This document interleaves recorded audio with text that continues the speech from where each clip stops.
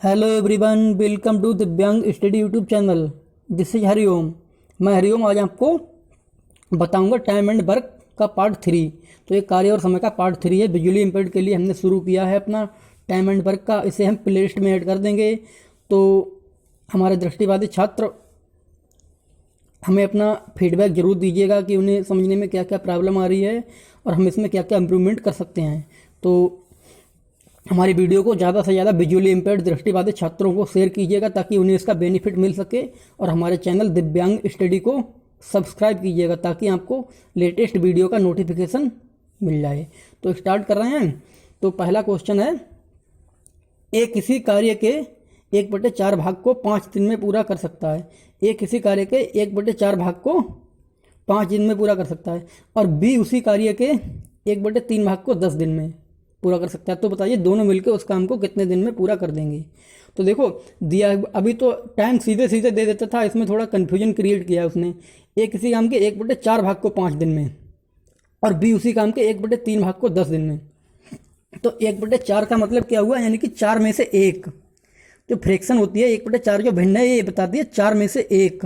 4 में से एक काम कितने दिन में कर रहा है वो 5 दिन में। तो जब 1 यूनिट की वैल्यू कितनी है 5 के बराबर, तो 4 यूनिट की वैल्यू कितनी 20, अर्थात वो पूरा काम 20 दिन में करेगा। अर्थात ऐसे भी देख सकते हो आप लोग, 1/4 का मतलब चौथाई। चौथाई काम कितने दिन में कर रहा है 5 दिन में। तो पूरा काम कितने दिन में करेगा 5 गुणा 4, 20 दिन में। अर्थात और एक ऐसे भी देख सकते हो 1/4 की फ्रैक्शन होती है 25%।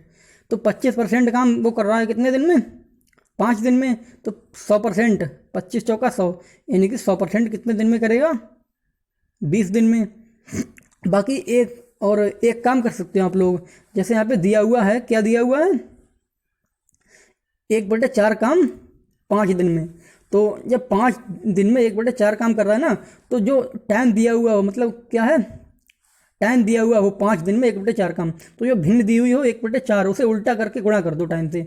तो 5 गुणा जो 1/4 है ना, इसे उल्टा कर दो, 5 गुणा 4 कर दो, 5 गुणा 4/1। तो 20 दिन में पूरा करेगा उस काम को ये अकेले। यानी कि दिया हुआ क्या था हमारा, एक किसी काम के 1/4 भाग को 5 दिन में करता है। तो ना 5 से जो 1/4 है इसे उल्टा कर दो, 4/1 कर दो। तो 5 गुणा 4/1, तो ये उस काम को 20 दिन में करेगा पूरा। ठीक है। अब ऐसे ही बी का है, बी उसी काम के 1/3 भाग को 10 दिन में। तो जब 1/3 में ए बता रहा है, यानी कि 3 में से एक काम को 10 दिन में कर रहा है, तो 3 काम कितने दिन में करेगा, 1 यूनिट की वैल्यू 10 है तो 3 की 30, यानी कि वो उस काम को 30 दिन में करेगा। अर्थात हमने ये बताया भी है 1/3 का मतलब तिहाई। तिहाई काम कितने दिन में 10 दिन में। तो पूरा काम 10 या 30 दिन में। और ऐसा भी कर सकते हो, 10 दिया हुआ है हमारा 1/3 काम 10 दिन में, तो 10 से ना 1/3 को उल्टा कर दो, 10 गुणा 3/1। तो ये 10 गुणा 3/1 ये 30 आ जाएगा। तो अब कैसे बन गया क्वेश्चन, एक उसी काम को 20 दिन में पूरा कर सकता है और बी उसी काम को 30 दिन में पूरा कर सकता है। तो दोनों मिलकर कितने दिन में करेंगे। अब तो कर ही सकते हो 20 और 30 का एलसीएम लेके। तो यहाँ पे क्या करना है कि 20 और 30 का एलसीएम आ जाएगा 60। तो ये जब 20 दिन में 60 काम कर रहा है तो इफिशियंसी निकालो। ए की इफिशियंसी कितना आ जाएगा, टोटल वर्क अपॉन ए का टाइम। तो टोटल वर्क कितना है 60, ए का टाइम कितना है 20, तो 60/20 यानी कि 3। तो ये हमारा एक दिन में 3 काम करता होगा, एफिशिएंसी कितनी 3। ऐसे भी देख सकते हो 20 दिन में 60 काम, तो एक दिन में कितना 60/20 3, तो एक की इफिशियंसी आ गई 3। ऐसे बी 30 दिन में 60 काम, तो एक दिन में कितना 60/30 यानी कि 2। तो बी की इफिशियंसी कितनी आ गई 2। अर्थात फार्मूला भी होता है बी की इफिशियंसी बराबर, जिसकी इफिशियंसी निकालनी हो ना तो कुल कार्य अर्थात टोटल वर्क को डिवाइड कर दो उसी के टाइम से। तो बी की इफिशियंसी बराबर टोटल काम कितना था 60 और ये कितने दिन में करना था बी 30 दिन में। तो 60/30 2। तो ए की इफिशियंसी आई कितनी 3 और बी की इफिशियंसी कितनी आई 2। तो दोनों की इफिशियंसी कितनी आ जाएगी 3 + 2 यानी कि 5। तो दोनों मिलके अलग अलग अगर कर रहे थे तो ए अगर अकेले कर रहा था तो 3, अब बी कर रहा था तो 2। तो दोनों मिलकर 3 + 2 यानी कि दोनों मिलकर एक दिन में 5 काम करेंगे। तो दोनों की इफिशियंसी 5 आ गई है। अर्थात एक दिन में किया गया काम ही इफिशियंसी कहलाता है। तो दोनों मिलकर एक दिन में 5 काम करना है 60 काम, तो कितने दिन में करेंगे 60/5 यानी कि 12 दिन में। बाकी फार्मूला भी होता है टोटल टाइम या कुल समय बराबर कुल कार्य बटे कुल कार्य क्षमता। तो कुल कार्य कितना है बराबर कुल समय में निकालना है, कुल कार्य है 60, कुल कार्य क्षमता कितनी आई है 5, तो 60/5 तो 12। तो ये दोनों मिलकर उस काम को 12 दिन में पूरा कर देंगे।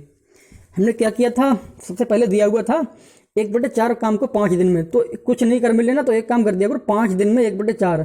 तो अगर निकालना है कि वो पूरा काम कितने दिन में करेगा, तो 5 को ना 1/4 है, 1/4 का उल्टा कर दो, 5 गुणा 4/1 यानी कि 20 दिन में, तो वो 20 दिन में करेगा। ऐसे ही 10 दिन में 1/3 काम करता है, 10 दिन में 1/3, तो 1/3 का उल्टा कर दो यानी कि 10 गुणा 3/1, तो 10 या 30/1 यानी कि 30 ही आ जाएगा, तो ये 30 दिन में करेगा।